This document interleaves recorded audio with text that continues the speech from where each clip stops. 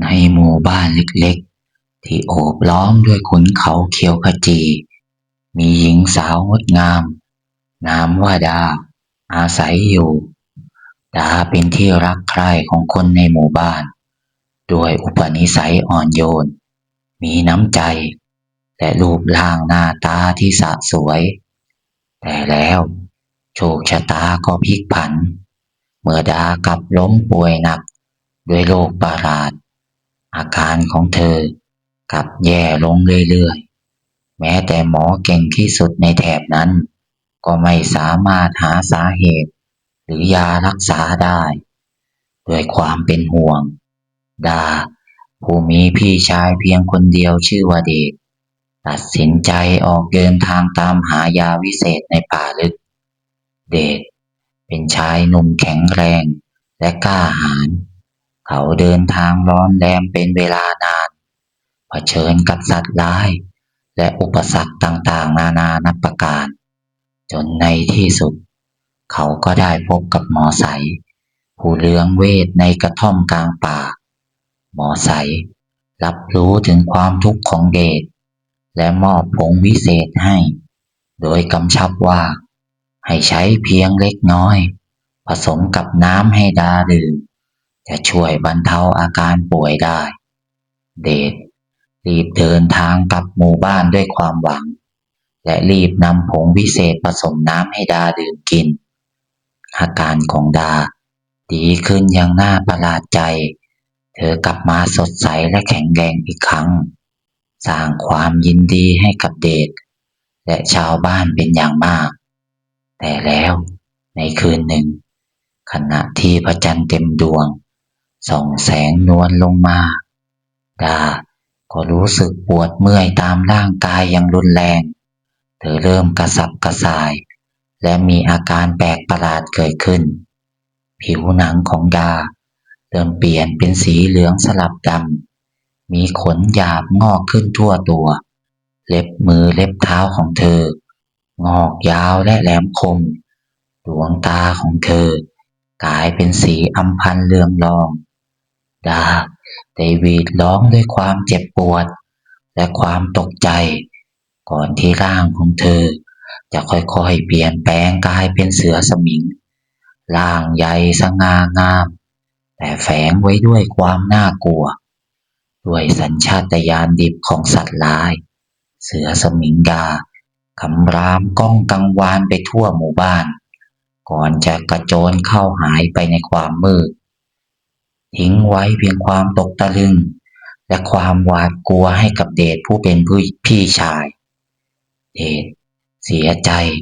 และขอโทษที่ตัวเองได้นำผงวิเศษมาให้ดาดื่มกินเขาตัดสินใจออกตามหาน้องสาวในป่าเพื่อนำเธอกลับมาและหาทางแก้ไขสิ่งที่เกิดขึ้นในป่าลึกเสือสมิงดา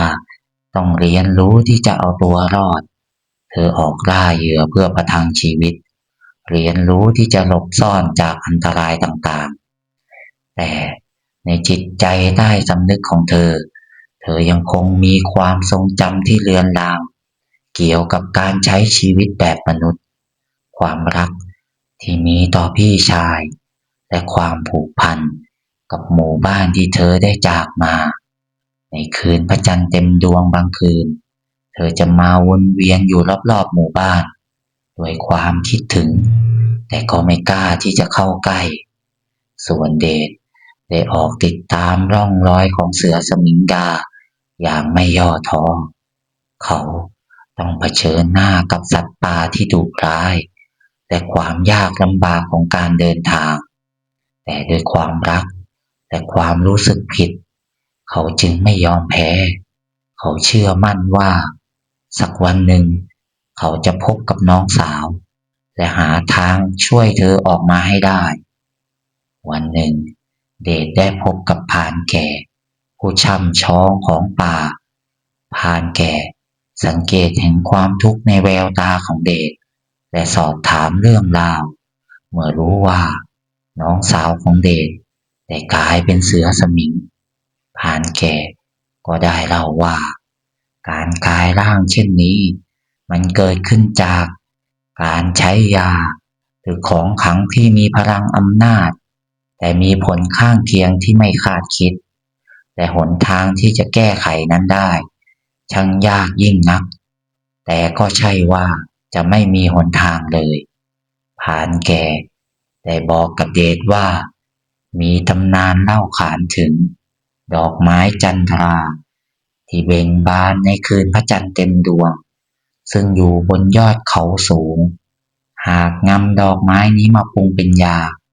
ให้กับเสือสมิงดื่มแล้วอาจจะสามารถถอนคำสาปและคืนร่างมนุษย์ได้แต่การเดินทางไปยังยอดเขานั้นช่างเต็มไปด้วยอันตรายและดอกไม้จันทราก็หายากยิ่งกว่าสิ่งอื่นใดเดชตัดสินใจที่จะเสี่ยงเขาขอบคุณพรานแก่และออกเดินทางไปยังยอดเขาสูงตามที่นายพรานได้บอกเล่าการเดินทางนั้น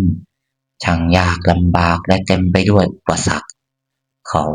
ต้องปีนป่ายหน้าผาสูงชันหลบหลีกสัตว์ร้ายและอดทนต่อความเหนื่อยล้าด้วยความหวังที่จะช่วยน้องสาวทำให้เขามีกำลังใจที่จะก้าวต่อไป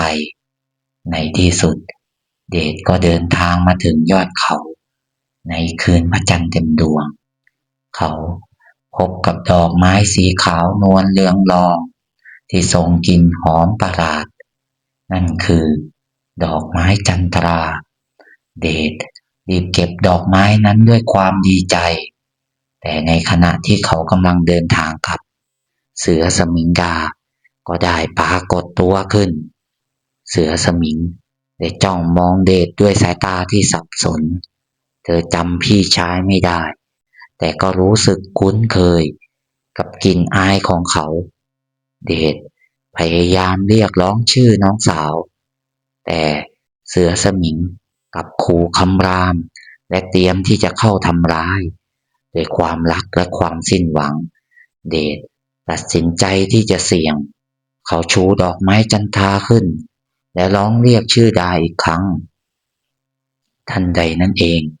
เสือสมิงดาก็ชะงักเธอจ้องมองดอกไม้ในมือของเดชด้วยความสงสัย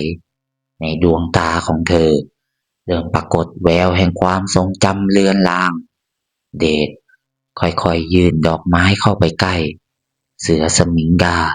ค่อยๆลดตัวลงต่ำและดมกลิ่นดอกไม้ของในมือของเดชในขณะนั้นนั่นเองร่างกายของเสือสมิงดาก็เริ่มสั่นเทาแสงสีขาวนวลค่อยๆปรากฏขึ้นรอบตัวเธอก่อนที่ร่างใหญ่โตของเสือสมิงจะค่อยๆหดเล็กลงและกลับกลายเป็นร่างของดาดังเดิมดาล้มลงในอ้อมกอดของพี่ชายด้วยความอ่อนเพลียและความตื้นตันใจเดชรีบนำดอกไม้จันทรามาปรุงเป็นยาให้ดาดื่มกินหลังจากนั้นอาการประหลาดก็ไม่กลับมาอีกดาได้กลับมาเป็นหญิงสาวที่งดงามและอ่อนโยนดังเดิมทั้งสองพี่น้องกอดกันด้วยความสุขก่อนจะตัดสินใจเดินทางกลับสู่หมู่บ้านเมื่อชาวบ้านเห็นดากลับมาในร่างมนุษย์พวกเขาต่างพากันดีใจยกใหญ่เรื่องราวของดาผู้เป็นเสมือนเสือสมิงและกลับคืนร่างเดิมได้ด้วยดอกไม้จันทรากลายเป็นตำนานที่เล่าขานสืบต่อกันมาในหมู่บ้านแห่งนั้นเป็นอุทาหรณ์ถึงความรักความเสียสละและความหวังที่สามารถเอาชนะอุปสรรคได้ทุกสิ่ง